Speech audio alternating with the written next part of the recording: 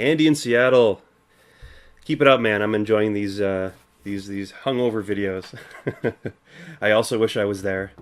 Wednesday, I'm apparently going to find out if I win a prize, and there's supposed to be a ceremony at Casual Connect. So I wish I was there, but I'm not. So go drink enough booze for us all, Andy.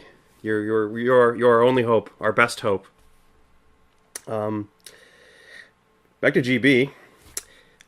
You guys, GB's right. You guys are depressing. But sorry, GB, it is within good reason. Um, your main question is it too risky to make big games? And sadly, I want to say yes. Just outright yes. It is very almost too risky to make big games. Sadly, the games market is very hit driven. That was the case in the AAA, for lack of a better name, as well as the indie. That's why you see sequel after sequel in the AAA market, or very cookie cutter similar games there. And here, it's very much the same thing. Not so much cookie cutter sequels and copies, although you do get tons and tons of that. But it's like, okay, iPhone is a good example. Like, there is so much volume on the iPhone store. Like, I think the last figure was something ridiculous, like 400,000, maybe 500,000 applications.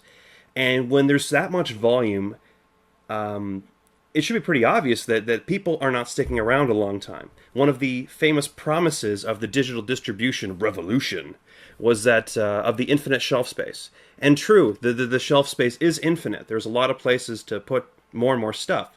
But with that space comes a way more volume. And even though you may be a hit, like you reach number one on the App Store, you're gone within like a couple weeks. You literally only dance around that top spot for a little while, and that's only if you're like a successful enough to even break the top 100. Lots and lots of games do not. It's sadly, it's hard, and it doesn't matter whether the game is small or big, and that's the really sad part. You could have worked on the game for a year or a really long time. I know Paul. He's been working on the sort of Fargo games for a long time, and I don't know. I didn't really watch his chart positioning, but when you're new and people are talking about you, that is your probably your best time that you're selling. But once you're last week's news, you're not dancing around the top of the highest points in the charts. Where are you? You're down low somewhere, being sold via word of mouth and then that kind of thing. Not everyone can pull off an Angry Birds and be stuck on the top whatever charts forever. There's only one Angry Birds because I don't know why. Because there's not enough birds that are angry. So yes, I want to say that yes, big games are probably too risky. However, well, I'll get back to that however in a second. It's kind of like in the world of indie making business, gamey, fun stuffs, you kind of have two choices. You can either iterate, which is a magic word I've decided is going to represent making a lot of games faster. So like you make a game a month or a game every 2 months, trying to, just at enough frequency that you can get enough minimum ad earnings or sponsorship or however your business model happens to work, even rebranding your games for licenses and such, essentially more. Or I wrote down amalgamate as the secondary option. That's your two choices. You can either iterate or you can amalgamate. And amalgamate, what I mean by that is kind of create this sort of super game, bring lots of things together, and make something big that just is big. Now the problem is, we talk about the successes of indie games a lot more than we talk about the failures. And there's a lot of failures. I myself, if you want to do a financial number crunching on me, Smiles is a financial failure, but it has been a big success in many, many other ways, which, well, the biggest ones of all have been just me learning how to deal with this market, how to trying to survive with a product, yeah. I want to say something else there, but I lost the words.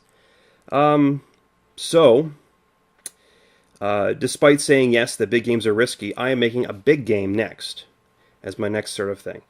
But I suppose I'm trying to wrap it in a different sort of sense. Like I'm making a big game conceptually. Like I want it to come off as like a huge production kind of thing, but for the most part, I'm doing everything.